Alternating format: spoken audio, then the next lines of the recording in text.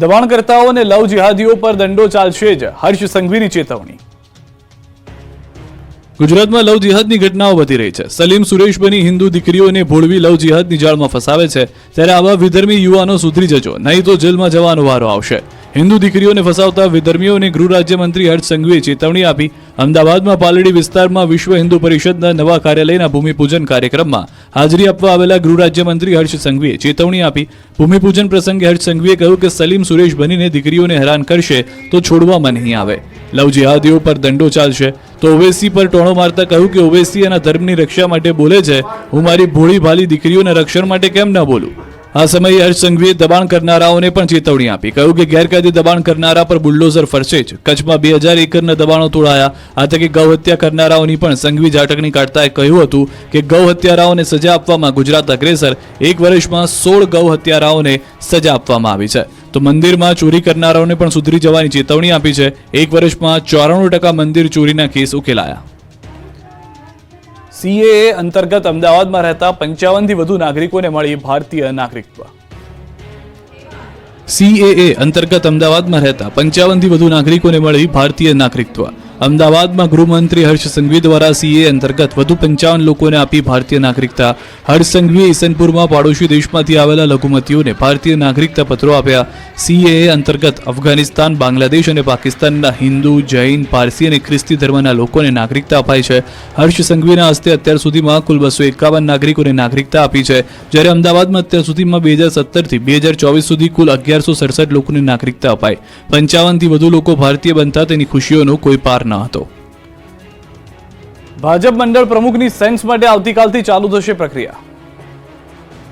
સ્થાનિક સ્વરાજની ચૂંટણીને લઈને ભાજપે તૈયારીઓ શરૂ કરી દીધી છે. ભાજપ સંગઠન સીમાંકન પ્રક્રિયાને લઈ કવાયત શરૂ કરી છે. મંડળ પ્રમુખની સેન્સ માટે આવતીકાલથી ચાલુ થશે પ્રક્રિયા. અમદાવાદ, સુરતમાં ભાજપ સંગઠનના સીમાંકન બદલાશે. દરેક મંડળમાં 70 બૂથના સંખ્યાબળ મુજબ નક્કી થશે મંડળ. અમદાવાદમાં 48 અને સુરતમાં 30 મંડળ છે. અમદાવાદ અને સુરત સિવાયના મહાનગરમાં આવતીકાલથી જશે નિરીક્ષક. મંડળ પ્રમુખ માટે 40 અને 45 વર્ષની વયમર્યાદા માત્ર પ્રાથમિકતા છે. બીજી તરફ ખેડા જિલ્લામાં ચૂંટણી પંચે અધિકારીઓની નિમણૂક કરી. જિલ્લા પંચાયત, તાલુકા પંચાયત માટે ચૂંટણી અધિકારીને મુકાયા છે. મુખ્ય અને મદદનીશ ચૂંટણી અધિકારીઓની નિમણૂક કરાઈ. ખેડા, નડિયાદ, માતર, મહેમદાબાદ, મહુદામાં અધિકારીઓની નિમણૂક થઈ. કટલાલ, કપડવંજ, ઠાસરા તાલુકામાં પણ નિમણૂક. ટીડીઓ, ડીડીઓ, મામલતદાર અને અન્ય અધિકારીઓને સોંપાઈ જવાબદારી. ખેડા જિલ્લા પંચાયત અને 2 તાલુકા પંચાયતની ચૂંટણી યોજાશે. આગામી જાન્યુઆરી કે ફેબ્રુઆરી માસમાં યોજાઈ શકે ચૂંટણી. અમદાવાદમાં સોનું ફરી 80,000 ને પાર, 1 લાખે પહોંચશે. લગ્નની સિઝન જામતા ફરી એકવાર સોનું ભાવ ખાવા લાગ્યું છે. અમદાવાદ સહિતની બજારમાં સોનું 80,000 ને પાર પહોંચી ગયું છે. સોનાના ભાવમાં છેલ્લા 3 દિવસથી સતત વધારો થઈ રહ્યો છે. બુધવારે અમદાવાદમાં 22 કેરેટ સોનાનો ભાવ 72,110 રૂપિયા પ્રતિ 10 ગ્રામ અને 24 કેરેટ સોનાનો દર 78,660 પ્રતિ 10 ગ્રામ છે. એટલે કે એક જ દિવસમાં સોનાના ભાવમાં પ્રતિ 10 ગ્રામે 1,500 અને ચાંદીના ભાવમાં 4,100 રૂપિયાનો વધારો થયો છે. અમદાવાદમાં કિલો ચાંદીનો ભાવ 93,297 પર પહોંચી ગયો છે. નિષ્ણાંતોના મતે સિરિયા અને તુર્કી વચ્ચે વધી રહેલા તણાવ અને દક્ષિણ કોરિયાના નેતૃત્વની કટોકટીના કારણે વૈશ્વિક સ્તરે સોનાના ભાવમાં હલચલ જોવા મળી છે. ભૌગોલિક રાજકીય તણાવને કારણે રોકાણકારો સુરક્ષિત રોકાણ તરફ વળ્યા છે. એવો અંદાજ છે કે 2025માં 10 ગ્રામ સોનાની કિંમત 90,000 રૂપિયા સુધી પહોંચી શકે છે. જોકે ડોલરની મજબૂતી અને બોન્ડ યીલ્ડમાં વધારો થવાથી સોનાની માંગ પર થોડી અસર થઈ છે. રોકાણકારો તેને લાંબા ગાળા માટે સલામત વિકલ્પ માની રહ્યા છે. સોનામાં સારા વળતરની અપેક્ષાને કારણે તે એક આકર્ષક રોકાણ વિકલ્પ બની રહ્યો છે. વડનગર વાગડીમાં દીપડાએ ધામા નાખ્યા. લોકોને ઘરમાં જ રહેવા સૂચના. દીપડાને પકડવા તજવીજ શરૂ. મહેસાણા જિલ્લામાં આવેલા વડનગર તાલુકાના વાગડી ગામ આસપાસના વિસ્તારોમાં દીપડાએ ધામા નાખતા ગામમાં ડર પ્રસરી ગયો છે.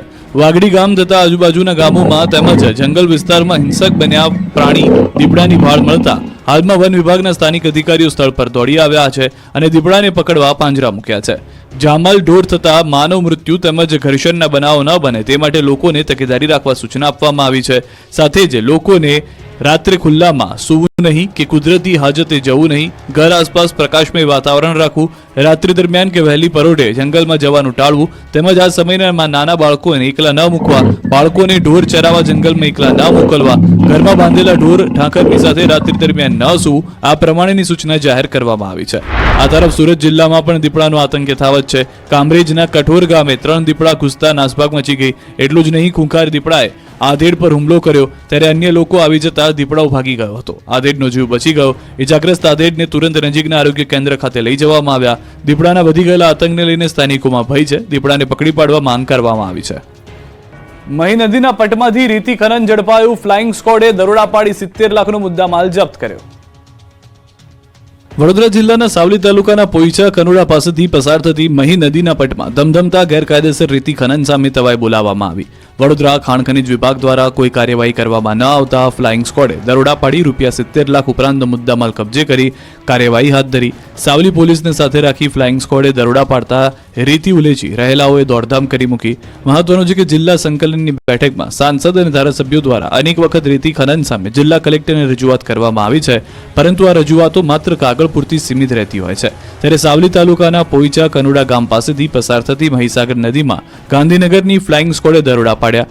રેડ દરમિયાન 2 ટ્રેક્ટર, 1 હિટાચી મશીન, 1 જેસીબી, 1 રેતી ભરેલું ડમ્પર અને 3 નાવડીઓ, રેતી ભરેલા ડમ્પરો મળી કુલ ₹70 લાખનો મુદ્દામાલ કબજે કરવામાં આવ્યો છે. જોકે ફ્લાઇંગ સ્કોડે દરોડા પાડતા જ રેતી ઉલેચી રહેલા મજૂરો અને વાહનોના ચાલકો સ્થળ ઉપર વાહનો મૂકી ફરાર થઈ ગયા. ફ્લાઇંગ સ્કોડ દ્વારા મોટી કાર્યવાહી કરતા વડોદરા ખાણ ખનીજ વિભાગના અધિકારીઓ ઘટના સ્થળે દોડી આવ્યા હતા. ખાણ ખનીજ વિભાગ ઊંઘતું ઝડપાયું. રાધનપુરમાં નિવૃત્ત જેલરના ઘરે ફાયરિંગ, 2 ગાડીને નુકસાન, બારીઓના કાચ તૂટ્યા, લોકોમાં ડરનો માહોલ. નિવૃત્ત જેલરના ઘર બહાર ધડાધડ ફાયરિંગ થતા અડધી રાત્રે પાટણનું રાધનપુર ધણધણ્યું. રાધનપુર રામદેવ ટાઉનશીપમાં રિટાયર્ડ જેલર કરસનભાઈ રબારીના ઘરે અજાણ્યા શખ્સો આવીને 2 રાઉન્ડ ફાયરિંગ અને તોડફોડ કરીને ભાગી ગયા હતા. મોડી રાત્રે ફાયરિંગ થતા ગાડી અને ઘરમાં તોડફોડ કરી. જોકે સદનસીબે આ ઘટનામાં કોઈને જાનહાની થઈ નથી. રાત્રે 5 થી 6 અજાણ્યા શખ્સો આવીને કરસનભાઈના ઘરે અને બહાર પડેલી મોંઘીદાર 2 કારમાં તોડફોડ થતા ફાયરિંગ કરીને ભાગી ગયા. અંગત અદાવતમાં ફાયરિંગ થયું હોવાની શક્યતા છે. સમગ્ર ઘટનાથી સોસાયટીમાં ભયનો માહોલ છવાયો છે. આ અંગે રિટાયર્ડ જેલર KL રબારી દ્વારા રાધનપુર પોલીસને ફરિયાદ કરતા પોલીસે તપાસની કાર્યવાહી હાથ ધરી છે. વાપીથી ચોરીની ગજબ ટોળકી પકડાય, માત્ર મોંઘા સ્માર્ટફોન જ ચોરતા. વાપી અને આસપાસના વિસ્તારમાં રાહદારીઓ પાસેથી મોબાઈલ ઝૂંટવી અને ફરાર થઈ જતી એક ગેંગના 2 સાગરીતો આખરે પોલીસ પાંજરે પુરાયા. વાપી GIDC પોલીસે મોહમ્મદ હનીફ ઉર્ફે ઇસ્લામ અંસારી અને આનંદ ઉર્ફે ગુડ્ડુ અશોક પટેલ નામના 2 આરોપીની ધરપકડ કરી. આરોપીઓ વાપીના કરવડ અને લવાછાના રહેવાસી છે, જેઓ છેલ્લા કેટલાક સમયથી વાપી અને સેલવાસ સહિત આસપાસના વિસ્તારમાં રસ્તે ચાલતા રાહદારીઓ પાસેથી મોંઘા સ્માર્ટફોન છીનવી અને ફરાર થઈ જતા હતા. આરોપીઓ સ્પીડ મોટરસાયકલ પર ધૂમ સ્ટાઇલમાં મોબાઈલ ઝૂંટવી અને ફરાર થઈ જતા હતા. શહેરમાં મોબાઈલ ચોરીની ફરિયાદ વધતા પોલીસે આ ગેંગને ઝડપવા પ્રયાસ હાથ ધર્યો છે, જેના ભાગરૂપે આ બંને આરોપીઓ પોલીસના હાથે ઝડપાઈ ગયા છે. અંકલેશ્વરના બાકરોલ નજીક અકસ્માતમાં 2 લોકોનું મોત થયું છે. મારુતિ વાન ઝાડ સાથે અથડાતા અકસ્માત થયો છે. સ્ટીયરિંગ પરથી કાબુ ગુમાવતા થયો છે અકસ્માત.